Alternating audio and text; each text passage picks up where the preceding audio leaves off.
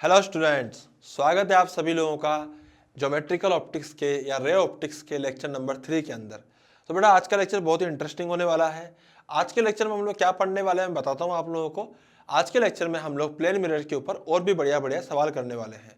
तो मैंने last lecture के अंदर आपको बताया था, जैसे मैंने बताया था कि भैया इसका एक ऑब्जेक्ट का जैसे पॉइंट ऑब्जेक्ट हमने लिया था, उसके कोऑर्डिनेट हमें गिवन थे, हम लोगों को इमेज के कोऑर्डिनेट पूछे गए थे। अब और भी कई प्रकार के सवाल इसमें आ जाते हैं, जस्ट लाइक मैं आपको बताता हूँ। देखिए ध्यान समझिए बेटा, यहाँ पे बोला गया कि कोई जैसे यहाँ पे ये एक्स एक्सिस है ये वाली और ये वाई एक्सिस है, ऐसे कोई मिरर दे दिया गया है ऐसे, ठीक है। और पूछा गया है कि अगर ये मिरर ऐसे है तो बताइए कि इस मिरर के सामने ऐसे एक ऑब्जेक्ट रखा है। मैं ऐसा बना सकता हूँ कि एक ऑब्जेक्ट इस प्रकार से रखा हुआ है, दिस इज द ऑब्जेक्ट। ये ए है, ये बी है। अब पूछा है कि इसकी इमेज कैसे बनेगी, मतलब ये तो ऑब्जेक्ट है, इसकी इमेज किस प्रकार से बनेगी। तो भाई इमेज कैसे बनेगी इस चीज की, तो इमेज बनेगी, देखो बी तो यहीं रहेगा और ए ऐसे आ जाएगा। ज्यादा दिमाग लगा, ज्यादा परेशान नहीं होने का। यहां हो जाएगा बी डैश, यहां हो जाएगा a dash. This is the image of this object. Getting my point. इस ऑब्जेक्ट की ऐसे इमेज बनेगी। अरे सही है ना, ये डॉटेड लाइन इमेज नहीं है भैया, इमेज तो बस यही है। अगर मान लीजिए ये 45 डिग्री पर है तो ऐसा बनेगा, ठीक है। अरे सही है ना। अब जैसे मान लीजिए मैं इसमें आपके सामने एक और एग्जांपल लेता हूं। जैसे हम लोगों ने क्या करा है, एक मिरर यहां पे ऐसे लिया है, ठीक है। अब इस मिरर में मैंने क्या करा है, ध्यान समझिएगा आप लोग। बेटा इस मिरर में मैंने ऐसे एक ऑब्जेक्ट ले लिया है ए बी। तो इमेज कैसे बनेगी, अलग अलग पॉइंट को पकड़ो, ए पॉइंट की इमेज यहां पे बनेगी हो, बी पॉइंट की इमेज सेम डिस्टेंस पर यहां पर बनेगी हो, ऐसे। तो ये क्या थी, ये ऑब्जेक्ट था, ये क्या था, ये इमेज था। अरे बात समझ में आ रही है क्या। तो बेटा ये एक्सटेंडेड ऑब्जेक्ट्स की भी इमेज बन गई। तो मैं यहां पर लिख सकता हूं हेडिंग के अंदर, image formation, image formation of extended objects और extended objects by plane mirror. जो इमेज फॉर्मेशन है वो एक्सटेंडेड ऑब्जेक्ट्स की है बाय प्लेन मिरर। तो ये हम लोगों ने यहाँ पे दो इसके अलग अलग केस लिए हैं। Getting my point. तो बेटा इसको आप लोग ऐसे नोट डाउन कर सकते हो जल्दी से, फटाफट से, फास्ट तरीके से।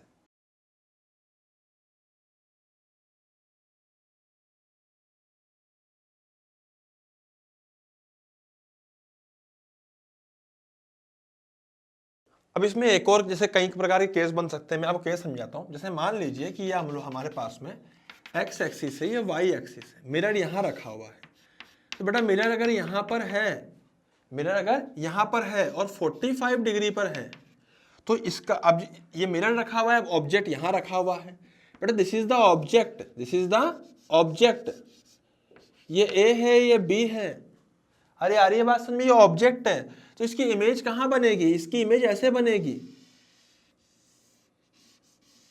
ऐसे इमेज बनेगी। अरे समझ में आ रहा है ना। तुम क्या करो, मिरर को एक्सटेंड कर दो। अब भैया बी पॉइंट तो वहां का वही बनेगा, बी डैश। और ए पॉइंट कहां बनेगा, ए पॉइंट भी सेम जगह पर बनेगा, ए डैश। मतलब सेम परपेंडिकुलर, आप वहां से परपेंडिकुलर लोगे तो इस जगह पे बनेगा ए डैश। Getting my point. तो यहाँ पे ए था तो यहाँ पे ए डैश हो जाएगा, बी था यहाँ पे बी डैश हो जाएगा, सिंपल। अबे आ रहा है समझ में। और देखो जैसे मान लीजिए कि अब इसके अंदर हम लोग क्या कर सकते हैं सर, इसमें हम लोग कर सकते हैं, कोई नंबर दे दिया हम लोगों को, नंबर मतलब ऐसा नंबर नहीं, जैसे मान लीजिए टाइम दे दिया हम लोगों को। अब टाइम दिया है साहब, जैसे मान लो 3:40:41, ये टाइम दिया हुआ है घड़ी के अंदर। ये कौन सी घड़ी है, एनालॉग वॉच है, समझते हो ना, सुई वाली जो घड़ी होती है, उसको हमने मिरर में देखा। अब मिरर में पूछा गया कि मिरर में कैसे टाइम बनेगा। बड़ा सीधा शॉर्ट ट्रिक है, आपको ज्यादा दिमाग लगाना ही नहीं है इसके लिए, आपको ज्यादा दिमाग लगाना ही नहीं है इसके अंदर। क्या करना है सर, सिंपल। आप क्या करो, 11:59 और 60 सेकंड में से इसको माइनस कर दो सबको। जैसे 3:40 घड़ी में कितना दिखाई देगा हमें मिरर में, माइनस कर दो 3:40 41। बेटा माइनस करने पे कितना आएगा, 60 में से 41 गए तो बचेंगे 19, सही है ना भाई साहब। 59 में से 40 गए तो बचेंगे 19, अबे आ रहा है ना भाई साहब। 11 में से 3 गए तो बचेंगे 8, तो 8:19 19 सेकंड में दिखाई दे रहा होगा घड़ी के अंदर। आई मेरी बात समझ में। जैसे मान लीजिए और भी कुछ टाइम दे दिया जाए आपको कि बताइए 4:45 और 35 सेकंड, ये एनालॉग वॉच में टाइम हो रहा है, बताइए जल्दी से बताइए।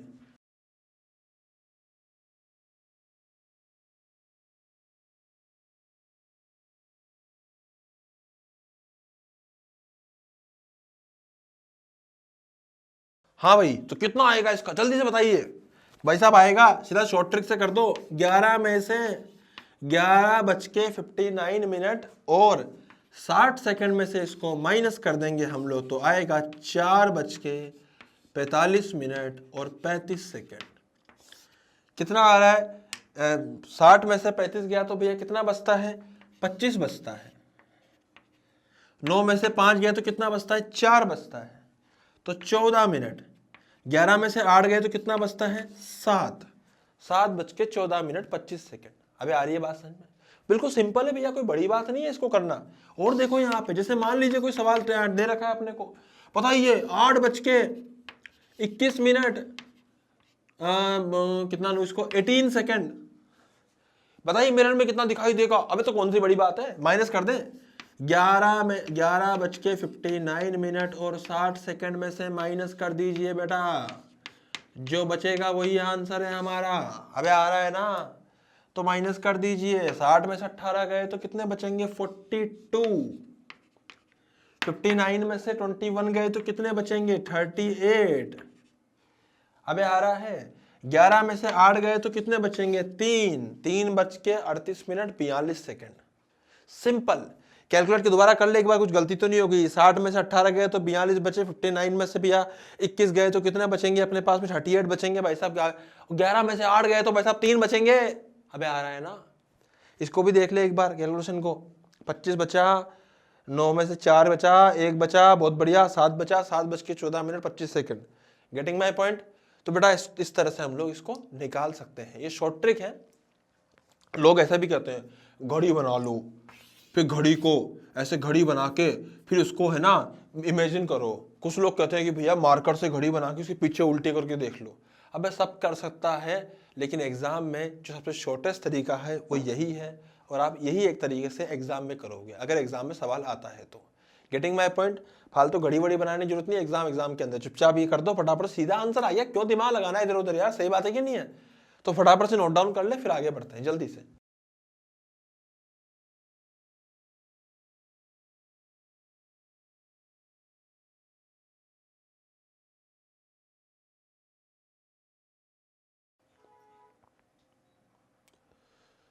हाँ भाई, तो बेटा अभी हम लोग इस पे अब एक नया चीज देखते हैं, नई चीज देखते हैं, मतलब उसका नाम है field of view. Field of view. तो फील्ड ऑफ व्यू क्या है मैं समझाता हूं आपको, ध्यान समझिए। जैसे मान लीजिए एक मिरर है, ये हमारे पास में एक प्लेन मिरर है, ठीक है बेटा। इस प्लेन मिरर में हम लोगों ने यहां पर एक ऑब्जेक्ट रखा हुआ है, इसके सामने ऑब्जेक्ट, प्लेन मिरर के सामने क्या रखा हुआ है, एक ऑब्जेक्ट को रखा हुआ है। अब ऑब्जेक्ट से रे निकलेगी, इस कॉर्नर पे टकराएगी और इधर जाएगी। अरे आ रहा है समझ में। सोच ऑब्जेक्ट से एक और रे निकली, इस कॉर्नर पे टकराई और इधर चल जाएगी। मान लीजिए इतना ही मिरर है। आई मेरी बात समझ में। ऐसा लगेगा कि भैया ये यहां से आ रही थी, दोनों की दोनों रे, और जहां से आ रही थी वहां पे हम लोग इमेज बना सकते हैं। तो बेटा ये जो एरिया होगा, मतलब ढंग से अगर देखा जाए, मैं इसको ढंग से बनाता हूं डायग्राम को, ये जो एरिया होगा ये वाला, इसी को बोलते हैं FOV, field of view. Sir मतलब समझ नहीं आया। मतलब समझना, ये ऑब्जेक्ट जो है इस इमेज के कारण, इस ऑब्जेक्ट इस मिरर के कारण, गलत बोल दिया मैंने, इस मिरर के कारण इस ऑब्जेक्ट की यहां पर इमेज बनेगी, ये पक्का है। आई मेरी बात में, इस ऑब्जेक्ट की इस मिरर के कारण यहां पर इमेज बनेगी, ये पक्का है। और इस ऑब्जेक्ट की ये जो इमेज बनेगी ये इस ऑब्जेक्ट को नहीं दिखाई देगी, ये भी पक्का है। अरे बात समझ में आ रहा है ना? मतलब यहां पे जो ऑब्जेक्ट रखा हुआ है ये अपनी इमेज नहीं देख पाएगा कांच में। अगर कोई नया ऑब्जर्वर अपनी आंख लगाता है वहां पर तो उसको यहां पे इमेज दिखाई दे रही होगी। सर इस वाले रे को क्यों लिया, बीच वाली को क्यों नहीं लिया? बेटा सबको ले सकते हैं, बट फील्ड ऑफ व्यू मतलब पूरा एरिया ले लिया, उसके लिए मैंने नीचे बॉटम मोस्ट पॉइंट का पॉइंट ले लिया और अपर मोस्ट पॉइंट का पॉइंट ले लिया और उसके कारण आने वाली सारी रे कंसिडर कर ली। मतलब इस पर्टिकुलर एरिया में बैठ के अगर कोई भी देखेगा तो उसको इमेज जरूर दिखाई देगी। आई मेरी बात समझ में? तो बेटा फील्ड ऑफ व्यू वो वाला पोर्शन है या वो वाला एरिया है जहां बैठकर हमें इसकी इमेज दिखाई देती है। Getting my point? तो फील्ड ऑफ व्यू के बारे में आपको बताया यहां पर। अब फील्ड ऑफ व्यू से संबंधित क्या बड़े अच्छे अच्छे सवाल आते हैं। तो पहले आप एक काम कीजिए, इसका डायग्राम बनाइए, इसमें जो भी 2 लाइनें जरूर लिख लीजिए, उसके बाद फिर हम लोग आगे बढ़ेंगे। ठीक है, जल्दी से।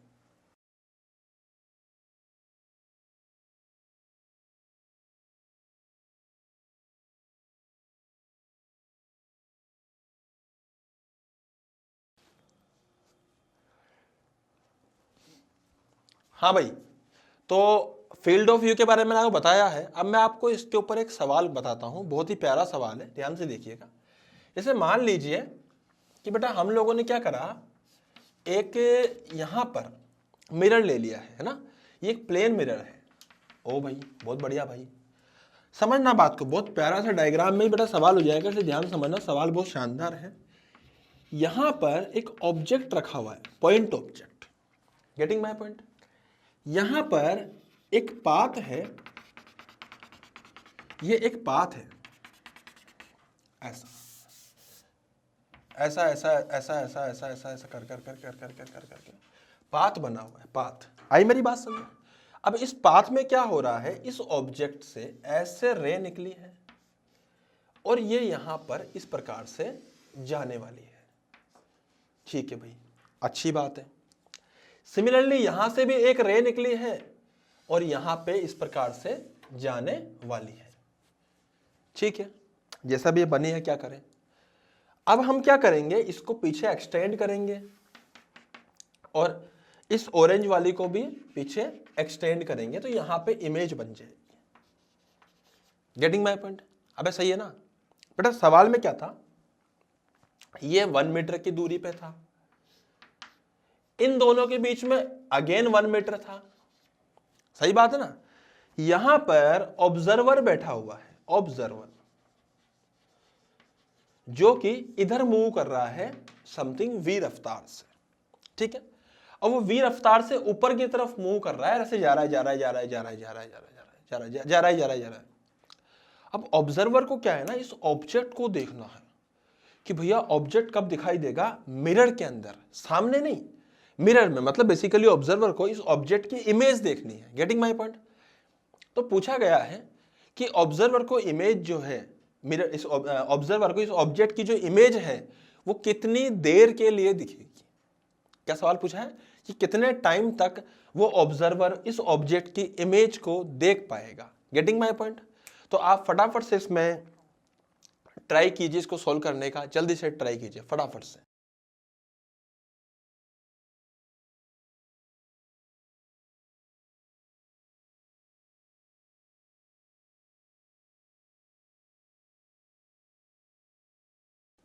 हाँ जी, तो भैया कितनी देर तक वो देख पाएगा, तो इस बात को समझना ध्यान से। इसको P ले लीजिए, इसको Q ले लीजिए, ये इमेज के पॉइंट को I मान लीजिए, इसको O मान लीजिए। अबे ठीक है ना? तो P Q I O, उसके अलावा यहां पे मान लीजिए M, यहां मान लीजिए N। ठीक है, ऐसे हम लोगों ने सारे पॉइंट्स यहां कंसीडर कर लिए हैं। अब यहाँ पे एक बहुत ही बेहतरीन पॉइंट वो है कि जितना दूर ऑब्जेक्ट होगा मिरर की लाइन से उतना ही दूर इमेज होगी मिरर की लाइन से। Getting my point? मतलब इमेज भी जो होगी वो मिरर की लाइन से 1 मीटर की दूरी पर ही होगी। अबे आ रहा है ना समझ में? तो ये चीज हम लोग यहाँ पे नोट डाउन कर चुके हैं।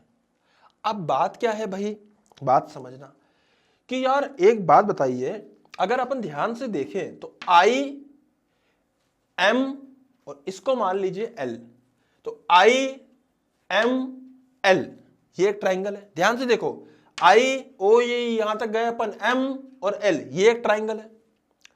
फिर से हमने एक और ट्राइंगल देखा, आई पी और इसको क्या मान लू मैं, इसको एल माना था तो इसको मान लीजिए क्या मानेंगे, ओ तो हो चुका है, आई भी हो चुका है, पी क्यू आर मान लीजिए आर। ठीक है, तो बेटा आई पी आर ये एक ट्राइंगल है। मतलब बेसिकली देखा जाए तो अगर मैं इस एंगल को थीटा बोल दूं तो मैं क्या लिख सकता हूं कि जो टेन थीटा आएगा वो बड़े वाले ट्राइंगल के अंदर M L divided by L I. सही बात है। इसको मैं कैसे लिख सकता हूं, एम एल तो लिख दो भैया M L divided by L I. अबे आया ना, एल आई डिस्टेंस है भाई साहब यहां से यहां तक की, एम एल क्या है, डिस्टेंस है वहां से वहां तक की। अबे आ रहा है ना समझ में? अगला देखो भैया, सिमिलरली मैं बड़े ट्राइंगल से भी कह सकता हूं कि जो टेन थीटा होगा इससे, देखो ध्यान से, छोटे ट्राइंगल सॉरी, वो हो जाएगा P R divided by R I.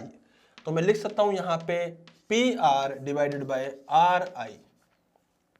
P R is the सामने वाली perpendicular height divide by R आई। तो मैं इसको ऐसे लिख दिया है।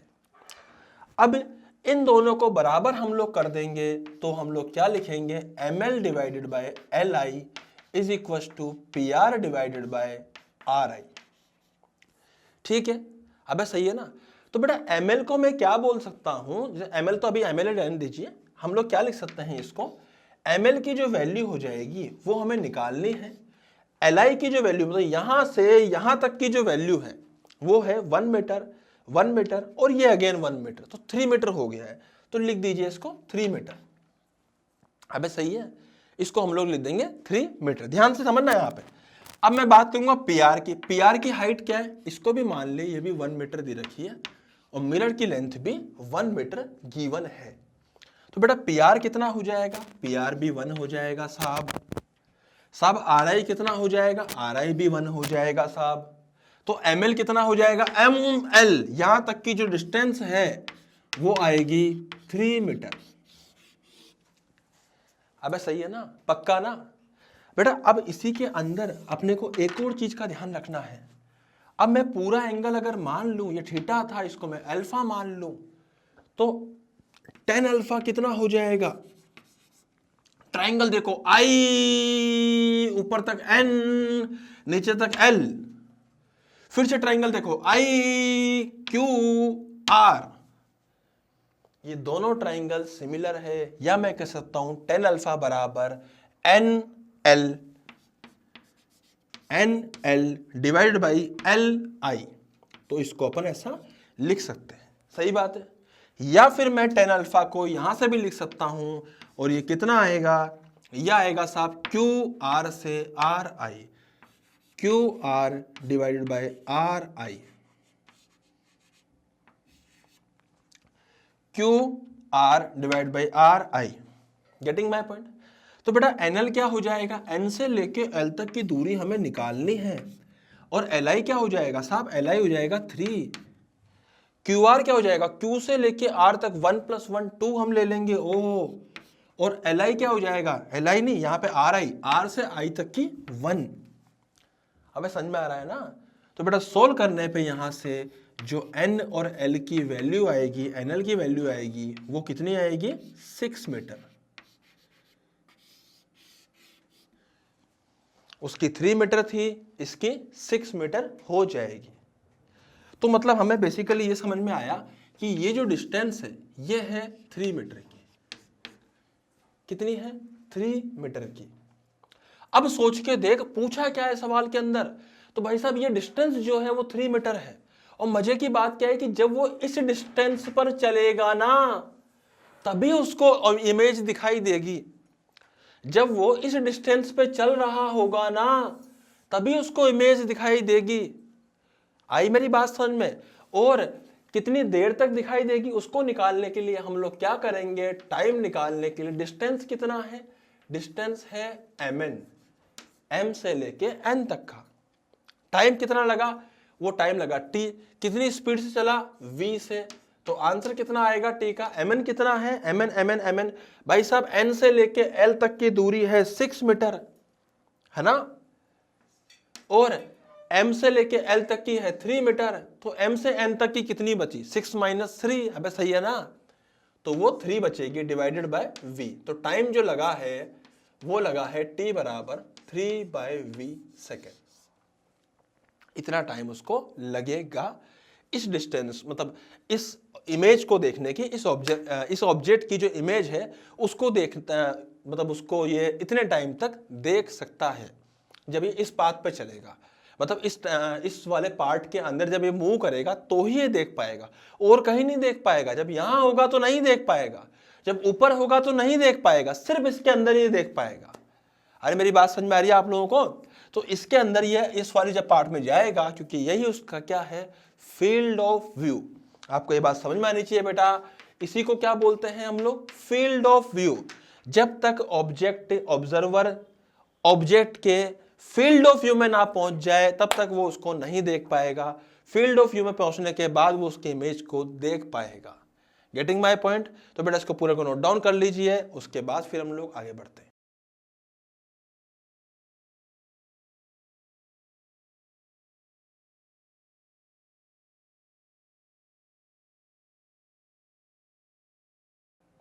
हाँ भाई, तो इसी संबंधित में आपको एक सवाल और कराता हूं, आप सवाल देखिए, है ना, बड़े अच्छा सवाल है। जैसे मान लो कि भैया यहां पर हम लोगों ने क्या करा, एक मिरर ले लिया, है ना, सवाल वैसा ही है बेटा, ज़्यादा फर्क नहीं है, बट सवाल हम लोगों ने इस बार थोड़ा सा अच्छा बनाया है, थोड़ा छोटा बनाते हैं मिरर ताकि ज़्यादा दिक्कत ना हो हम लोगों को, और थोड़ा सा नीचे तक ले लेते हैं इसको, मतलब ज़्यादा ऊपर नहीं, थोड़ा नीचे लेके रखते हैं इसको। बेटा जैसे मान लीजिए कि अब हम लोग क्या कर रहे हैं, जैसे ये हमारे पास में पाथ है और यहाँ पे रखा हुआ है एक ऑब्जेक्ट। Getting my point? यहाँ पे क्या रखा हुआ है, एक ऑब्जेक्ट रखा हुआ है। इसी पाथ पर एक ऑब्जर्वर जो है वो मूव कर रहा है। Observer is moving on this path. कितनी स्पीड से मूव कर रहा है, जैसे मान लीजिए वो 2 मीटर पर सेकंड से मूव कर रहा है। अब बेटा जैसे मान लीजिए कि ये जो दूरी थी यहां से यहां तक की, इसको मान लेते हैं अपन 2 मीटर। इस मिरर की हाइट को भी मान लेते हैं 2 मीटर, मतलब ये 2 मीटर का मिरर था, ठीक है। ऑब्जेक्ट भी इसी लाइन में रखा था, यहीं पे ऑब्जर्वर मूव कर रहा था। तो पूछा गया अगेन कि कितनी देर तक ऑब्जर्वर को ऑब्जेक्ट की इमेज दिखाई देगी। आई मेरी बात समझ में? तो अगेन वही चीज हो जाएगी, यहां पर भी ऐसे रे निकलेगी, एक यहां से एक रे इधर जाएगी। अरे सही है ना?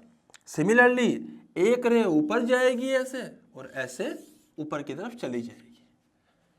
अबे सही है, अबे सही है ना बेटा, समझ में आ रहा है ना? तो अब क्या होगा कि यहां से हमें लगेगा कि रे इधर से आ रही थी, और जो पीली वाली रे है वो भी ऐसा लगेगा कि यहां से आ रही थी। तो यहां पे बनेगी इमेज, यहां बनेगा, और रखा था ऑब्जेक्ट जिसकी यहां इमेज बनी। इमेज बनेगी ये पक्का है, लेकिन दिखेगी कि नहीं दिखेगी ये डिपेंड करता है ये कहां पे रखा हुआ है ऑब्जर्वर।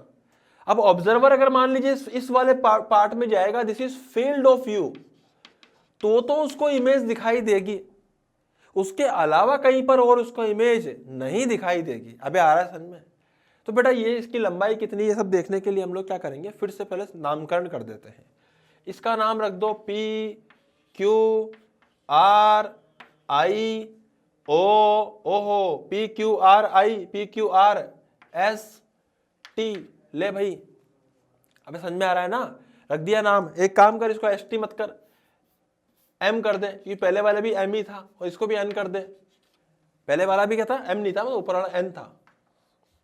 लो भैया, ये m हो गया, ऊपर वाला n हो गया। अरे समझ में आ रहा है ना, पक्का ना? तो भैया अब हम क्या करेंगे, अब मेरी बात ध्यान समझना। अबे सर इस ट्राइंगल को देखो सर, IMO, ट्राइंगल IQR, दोनों के दोनों आपस में सिमिलर है। या मैं कह दूं कि this angle is theta, then what I can say, I can write tan theta is equals to सामने वाला MO divide by base OI। अबे आ रहा है ना? अबे चमत्कारी बन के ओ से ओ मत काट देना, चमत्कारी लोग काट सकते हैं पर तुम्हें नहीं काटना। पता पड़ा ओ से ओ उड़ा दिया, ठीक है?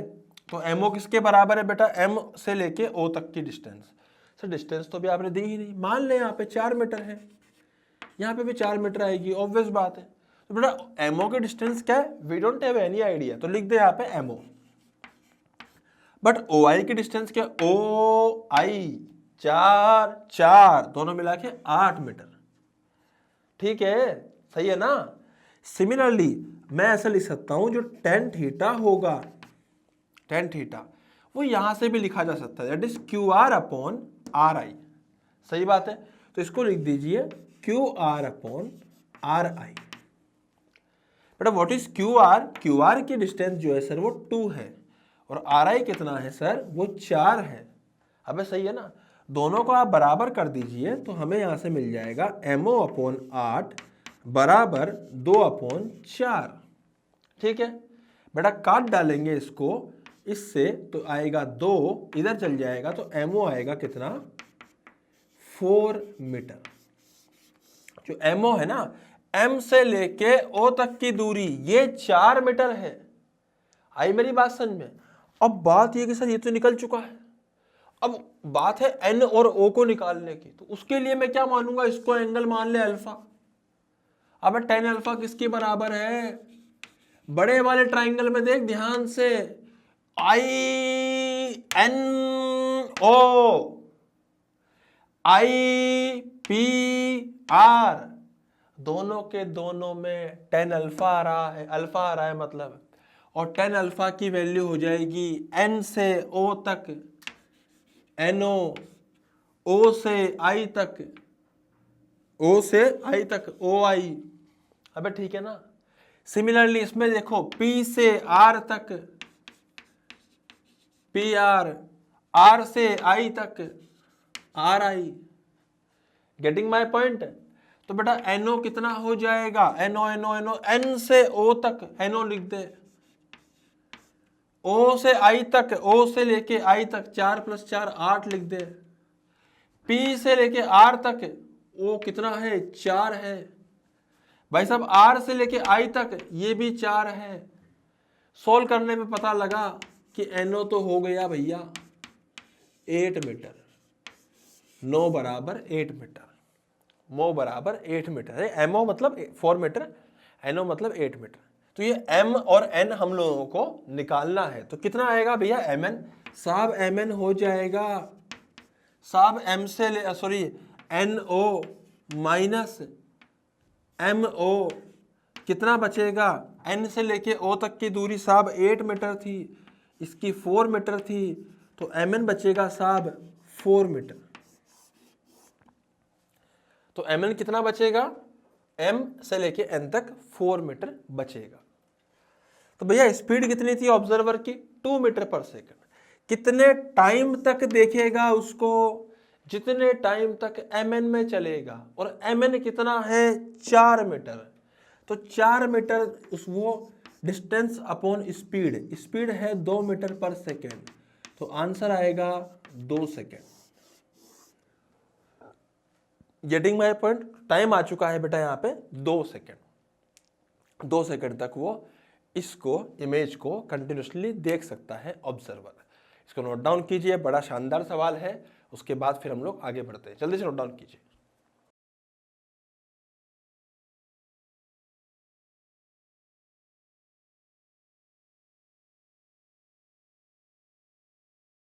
हाँ जी, तो बेटा मेरी बात ध्यान समझिए। अब हम लोग और आगे बढ़ते हैं सवालों में, है ना? यहां मैं आपके सामने एक और छोटा सा पार्ट ले रहा हूं, समझना। Field of view for extended objects, extended objects, field of view for extended objects. Extended objects का मतलब क्या है?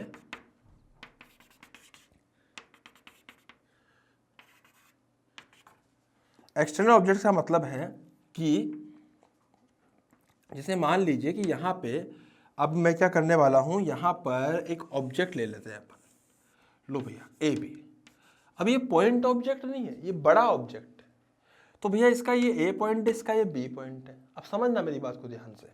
या फिर एक काम कीजिए, इसको यहाँ मान लीजिए ए बी, ए बी, ठीक है। अब बेटा ए बी अगर मैंने ऐसे मान लिया है ए बी, तो अब ए से एक रे निकलेगी, इस पे गिरेगी और बाहर निकल जाएगी। फिर ए से एक रे निकलेगी, इस पे गिरेगी और बाहर निकल जाएगी। अब सही है ना बेटा? अब बी से निकलेगी ऐसे और ऐसे बाहर निकल जाएगी। बेटा अगर मान लो यहां गिरी और ऐसे बाहर निकल जाएगी। अबे आ रहा है ना? तो देखा जाए तो भैया अगर कोई ऑब्जर्वर अगर मूव करता है इस पोर्शन के अंदर, तो वो क्या देखेगा? वो देखेगा कि भैया इस नीली वाली लाइन से लेकर इस येलो वाली लाइन तक पूरा का पूरा फील्ड ऑफ व्यू के अंतर्गत आ रहा है। अगर वो, देख मेरी बात समझना, फील्ड ऑफ व्यू मतलब कंप्लीट ऑब्जेक्ट को देखने की बात नहीं कर रहा हूं, बट हाँ कुछ पार्ट ऑफ ऑब्जेक्ट को देख सकता है। कैसे?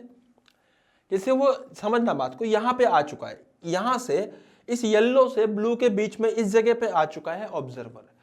अब उसको ब्लू कहां से निकल रहा है बेटा? बी से। उसको बी पॉइंट नहीं दिखाई दे रहा होगा ऑब्जेक्ट का, बट उसको ए पॉइंट की इमेज दिखने लग गई होगी, मतलब उसको कुछ हाफ ऊपर से दिखने लग गया होगा। सोच, जैसे ही वो इसको पार करेगा, अब उसको ए भी दिख रहा है और बी भी दिख रहा है। सही बात है? मतलब यहां से इस जगह से उसको दोनों दिखने चालू हो गए, दोनों दिखते रहेंगे दिखते रहेंगे दिखते रहेंगे दिखते रहेंगे यहां तक। आई मेरी बात? उसके बाद अब इसको येलो वाला नहीं दिखेगा। येलो बोले तो मतलब येलो जहां से निकल रहा है मतलब ए पॉइंट। अब उसको ए पॉइंट नहीं दिखेगा, अब उसको सिर्फ नीचे वाला पॉइंट दिखाई दे रहा होगा, B point. Getting my point? यहां तक उसको बी पॉइंट के कुछ पार्ट दिख रहे होंगे, उसके बाद फिर उसको कुछ भी नहीं दिखेगा। मतलब ये जो पूरा है ये फील्ड ऑफ व्यू है। मतलब किस चीज का फील्ड ऑफ व्यू है? ऑब्जेक्ट का कुछ ना कुछ पार्ट दिखता रहे।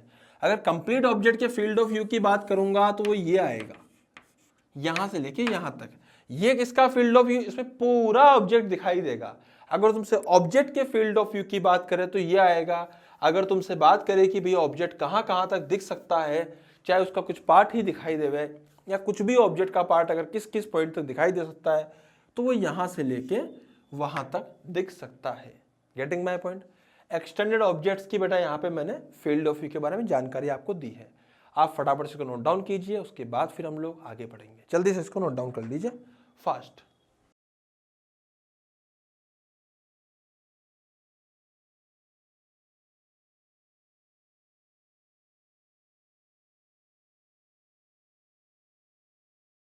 हाँ जी बेटा, अब एक और यहाँ पे बड़ा इंटरेस्टिंग पॉइंट है, that is what? Minimum height required to see the full image of a person. Minimum height of mirror required to see the full image of person. Mirror की कितनी हाइट रिक्वायर्ड होती है एक आदमी का पूरा body को देखने के लिए? हाई मैं तो एक आदमी अपनी पूरी की पूरी इमेज को देख पाए, उसके लिए मिरर की कितनी हाइट रिक्वायर्ड होती है। बड़ा इंटरेस्टिंग पार्ट है। इसके लिए अपने को एक तरह का आदमी लेना पड़ेगा। देखो, जैसे मान लीजिए अपन ने आदमी बनाया है, ये इसके 2 हाथ है, ये इसके 2 पैर है। Getting my point? अब हमने क्या करा, पूरा मिरर लगा दिया ऐसे, खच खच खच खच खच खच खच खच खच खच खच खच खच खच। ठीक है बेटा, यहाँ पे इंटरेस्टिंग बात है। इंटरेस्टिंग बात क्या है कि जो आंख है आदमी की वो लगी है सबसे ऊपर। This is the I of that person. इस आदमी की, दिस पर्सन मतलब इस आदमी की आंख जो है वो सबसे ऊपर लगी है यहां पर। समझना बात को, बड़ी इंटरेस्टिंग बात है। पूछा गया इसको कितनी हाइट का मिरर चाहिए अपनी पूरी की पूरी इमेज देखने के लिए। तो आपको पता है कैसे निकालेंगे, देखो ध्यान समझिएगा अगर नहीं पता तो। बेटा पैरों में से एक रे जाएगी जो कि ऐसे जाएगी, एग्जैक्टली ऐसे तो नहीं, मैं दोबारा बनाता हूं, ऐसे जाएगी और रिफ्लेक्ट करके सीधा उसकी आंख में जाएगी। किसकी आंख में जाएगी? ऑब्जर्वर के। अबे पैरों से निकलेगी रे तभी तो आंख में जाएगी यार। बच्चे उल्टा बनाते हैं, आंख से रे निकली पैरों में गई। अबे शक्तिमान थोड़ी ना है भैया, रे तो पैरों से निकलेगी ना रिफ्लेक्ट होके, उसके बाद सीधा आंख में जाएगी। आएगी नहीं आई बात समझ में? मिरर से रिफ्लेक्ट होने के बाद तो भैया यहां से रे जाएगी बिल्कुल सीधी और रिफ्लेक्ट होके सीधा आंख में खजाक। मतलब अगर मान लीजिए एक रे यहां जाके टकराती है तो उसकी सीधे गर्दन में घुस जाएगी रे। अबे कुछ काम की है क्या वो? जो रे आंख में गिरेगी वही तो काम की है ना। इसका मतलब नीचे वाला मिरर किसी काम का नहीं है। देखो बेटा इसकी इमेज कैसी बनेगी, समझना बात को। पीछे एक्सटेंड करो और इसको एक्सटेंड करो, इसको एक्सटेंड करो। डायग्राम का बहुत बड़ा रोल है यहाँ पे। उसके बाद यहाँ पे इमेज मतलब बनेगी और इमेज दिखाई देगी इस प्रकार से। This is the image, this is the आदमी। आई बात समझ में? ये आदमी है, ये उसकी इमेज है। वाह, ये उसकी आंख है जो कि ऊपर लगी है सर पे। बड़ा खतरनाक आदमी है। तो बेटा होगा क्या ना, अब समझना मेरी बात को ध्यान से, ध्यान समझिएगा आप लोग। यहां पे क्या हो रहा है, यहां पे ये हो रहा है साहब कि यार ये जो पार्ट है ऐसे अगर मैं ध्यान से देखूं, ध्यान से अगर मैं देखना चाहूं तो बेटा ध्यान से देखना, एक्चुअली हो क्या रहा है ना, हो ये रहा है कि इसकी हाइट भी h है। कितनी हाइट है इसकी? h। ठीक है, ये हाइट में कितनी मानूं? स्मॉल h मान लेता हूं। ठीक है, ये डिस्टेंस में कितनी मानूं? l मान लेता हूं। तो ये डिस्टेंस भी कितनी हो जाएगी? l हो जाएगी। गेटिंग में बेटा मैं पूरा प्रूव कर रहा हूं आपको, वैसे बहुत ज़्यादा जरूरत पड़ती नहीं है लेकिन मैं कर देता हूं, कोई दिक्कत नहीं है, प्रूव कर लेता हूं ना। तो बेटा इसको मान लो अल्फा। अगर आप ध्यान से देखो तो 10 अल्फा किसके बराबर आएगा?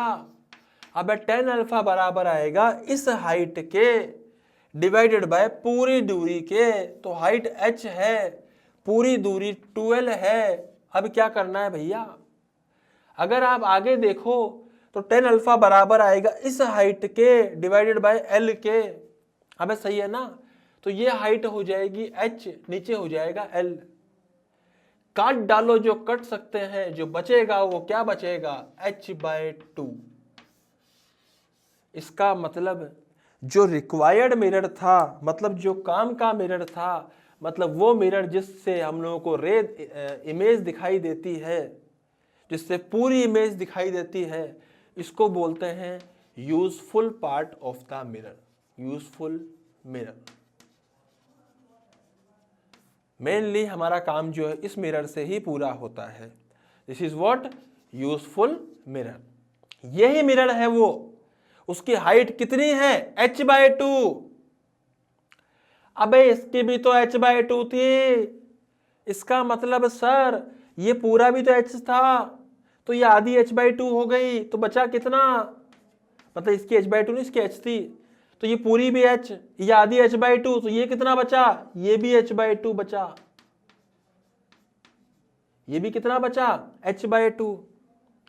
मतलब मेरी बात ध्यान समझिएगा क्या बोलने वाला हूं मैं।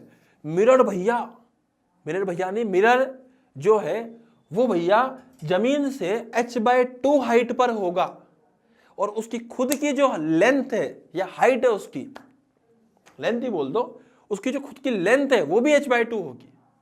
अबे आ रहा है समझ में? मतलब कोई आदमी अगर मान लीजिए 180 सेंटीमीटर का है तो उसकी सर पे यहां पे आंख लगी हुई है, जो कि एक नॉन रियलिस्टिक आदमी है, बट उसके यहाँ पे अगर आंख लगी हुई है और 180 सेंटीमीटर का है तो भैया उसके लिए जो मिरर चाहिए होगा वो मात्र 90 सेंटीमीटर का चाहिए होगा।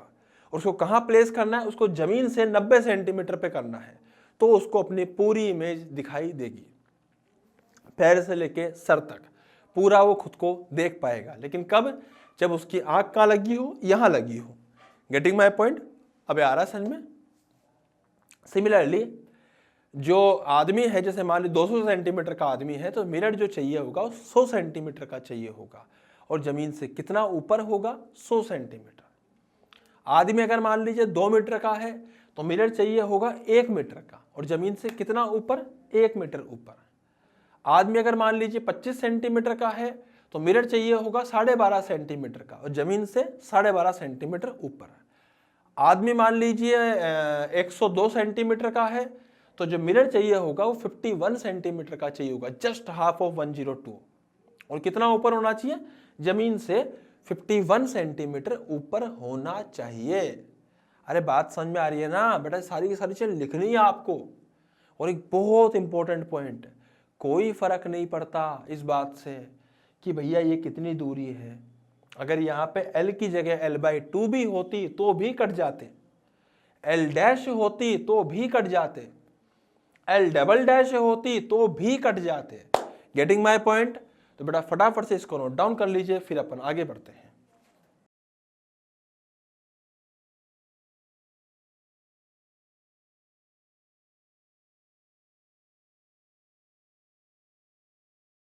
ठीक है बेटा, तो आज के लेक्चर को अपन यही समाप्त करते हैं। तुम्हें समझ में आ गया कि आदमी की अगर आंखें यहाँ पे लगी होती है तो उसको अपनी हाइट का आधा हाइट का मिरर चाहिए होता है, और आधी हाइट ऊपर ही चाहिए होता है। कल के लेक्चर में अपन देखेंगे अगर रियलिस्टिक आदमी है, उसकी आंखें जहाँ होनी चाहिए अगर वहीं पर है, तो उस केस में कितना मिरर रिक्वायर्ड होता है। ये सब चीज़ें हम लोग नेक्स्ट क्लास के अंदर देखने वाले हैं। तो बेटा आज के लेक्चर को हम लोग यहीं समाप्त करते हैं। हम लोग मिलते हैं नेक्स्ट लेक्चर के अंदर नई नई चीज़ों के साथ में, नए नए धमाके के साथ में। हम लोग सीखते रहेंगे, आते रहेंगे। हैप्पी लर्निंग, आते रहिए। Thank you so much.